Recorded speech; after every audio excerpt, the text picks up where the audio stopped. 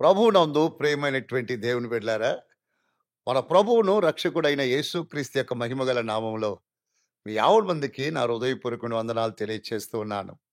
దేవుని కృప, కరుణ, కటాక్షాలను బట్టి 9 మాసాలు దాటుకొని 10వ మాసంలోనికి ప్రవేశించి ఉన్నాం. ఈరోజు దేవుని యొక్క మాటలను మీతో పంచుకుంటూ ఉండగా బహు జాగ్రత్తగా వాటిని బద్దులై ఉన్నారు. బైబిల్ గ్రంథములో చెప్పబడినటువంటి వాగ్దానాలు కావచ్చు, లేకపోతే ఆశీర్వచనాలు కావచ్చు. ఏదైనా సరే నిబంధనతో కూడిన వాగ్దానాలు, నిబంధనతో కూడిన ఆశీర్వాదాలు ఉంటాయి. వాగ్దానాలు చెప్పిన వెంటనే ఈ వాగ్దానాలన్నీ మనకు జరగలేదు కదా! మరి ఎప్పుడు జరుగుతాయి అని ఆలోచన ధోరణి మారకూడదు. కానీ ప్రతి వాగ్దానానికి ముందు ఒక నిబంధన అనేది ఉంటుంది. వాటిని అనుసరించినప్పుడే వీటిని మీరు సొంతం చేసుకోగలరు. ఈరోజు పరిశుద్ధ గ్రంథముల నుండి కీర్తనల గ్రంథము 37వ అధ్యాయము 25వ వాక్యాన్ని మీ దృష్టికి తేవాలని నేను ఆశపడుతున్నాను. నిశ్చయముగా చాలా చక్కని మాటను కీర్తనాకారుడు తెలియచేస్తాడు. నేను చిన్నవాడినై ఇంటిని, ఇప్పుడు ముసలివాడినై ఉన్నాను. అయినను నీతిమంతులు విడువబడుటయు కానీ వారి సంతానము భిక్షమెత్తుటయు గాని నేను చూచి ఉండలేదు అంటాడు. అమూల్యమైనటువంటి తన యొక్క అనుభవాన్ని తెలియచేస్తున్నాడు. ఈ అనుభవాన్ని మీరు గమనించినట్లయితే, నేను చిన్నవాడినై ఇంటిని, ఇప్పుడు ముసలవాడినై ఉన్నాను. అంటే ఇంత వృద్ధాప్యములో వచ్చి ఇంత అనుభవ జ్ఞానము కలిగిన నా జీవితంలో ఒక్కటి గుర్తించాను. అది ఏంటి అంటే, నీతిమంతుడు ఎన్నడును ఎప్పుడునో విడవబడడు. నిశ్చయముగా నా ప్రియమైన దేవుని బిడ్డలారా, యేసు క్రీస్తు యొక్క రక్తము మనలను నీతిమంతులుగా తీర్చెను అని భక్త పౌలు గారు తెలియచేస్తున్నాడు. నిశ్చయముగా ఆయన రక్తములో కడగబడి నీతిమంతులుగా తీర్చబడిన, పరిశుద్ధతను కాపాడుకొని నీతిమత్వం కలిగిన వారైతే వారు ఎన్నడూ కూడా విడవబడరు. అంత మాత్రమే కాదు, వారి యొక్క సంతానాన్ని గురించి మాట్లాడుతూ ఉన్నాడు. ఈరోజు చాలామందికి నా తర్వాత నా పిల్లల పరిస్థితి ఏంటి, నా తర్వాత నా బిడ్డల భవిష్యత్ ఏంటి, నా తర్వాత వీరి గతి ఏంటి అని ఆలోచిస్తుంటారు. కానీ కీర్తనాకారుడు ఎంత చక్కగా చెబుతున్నాడు చూడండి. నేను చిన్నవాడినై ఇంటిని, ఇప్పుడు ముసలివాడినై ఉన్నాను. అయినను నీతిమంతులు విడవబడుట గాని వారి సంతానము భిక్షమెత్తుట కాడి నేను చూచి ఉండలేదు. నిశ్చయముగా మనము నీతిమంతులమైతే, మనము నీతిమంతుని యొక్క సంతానమైతే, ఆయన రక్తములో కడగబడిన పరిశుద్ధతను కలిగి నీతిమత్తును అనుసరించు వారమైతే యేసు క్రీస్తు మహిమగల నామములో తెలియచేస్తూ ఉన్నాను. మీ పిల్లలు ఎప్పుడు ఎక్కడ భిక్షమెత్తరు.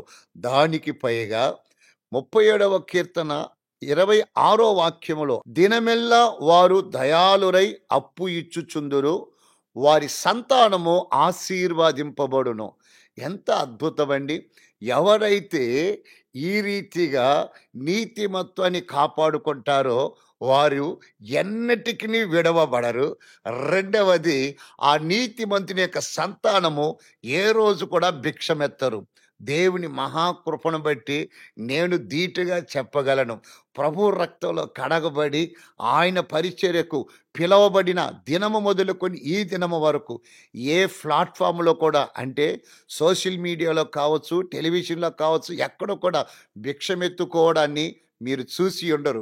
కేవలము నా అక్కర్లన్నీ సంధించినట్లు ఆయన రక్తములో కడగబడి నీతిమంతుడైనందువలన భిక్షమెత్తకుండా నన్నును నా తరువాత నా సంతానమును దీవిస్తాడు.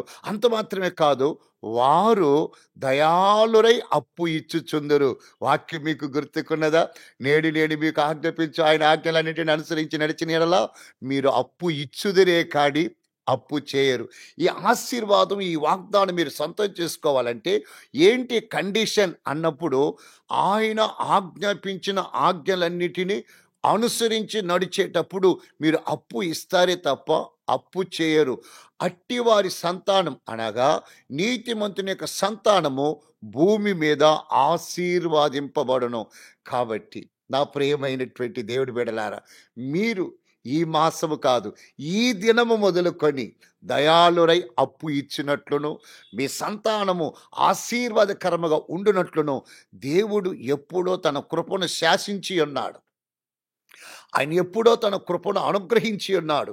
దానిని సొంతం చేసుకోవాలి అంటే కీర్తనకారుడు 37వ అధ్యాయం 25వ వాక్యంలో చెప్పినట్టు నీతిని అనుసరించి జీవించండి.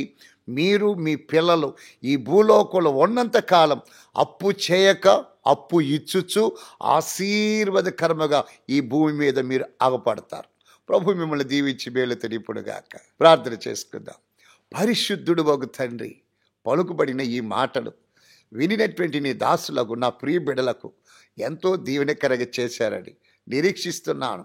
ఈ దినము మొదలుకొని వారు మీకు తగినటువంటి నీతిని కలిగి జీవించినప్పుడు వారును వారి పిల్లలను అప్పు ఇచ్చుచు భూమి మీద ఆశీర్వాదకరముగా ఉందురు అని మీరు పలికిన మీ మాటల ద్వారా ఈ నీ దాసులకు, నా ప్రేక్షకులు భూలోకములో ఆశీర్వాదకరముగా కనబడినట్లు కృపనిచ్చి మహిమందమని యేసు క్రీస్తు యొక్క సజీవమగు నామములో ప్రార్థించి వేడుకుంటున్నాను తండ్రి. ఆమేన్. మన ప్రభువైన యేసు క్రీస్తు నుండి కృపా సమాధానాలు ఆయన మేఘారుడై మధ్య ఆకాశంలో ప్రత్యక్షమయ్యేంత వరకు తోడై నడిపించునుగాక. Amen. Amen. God bless you all.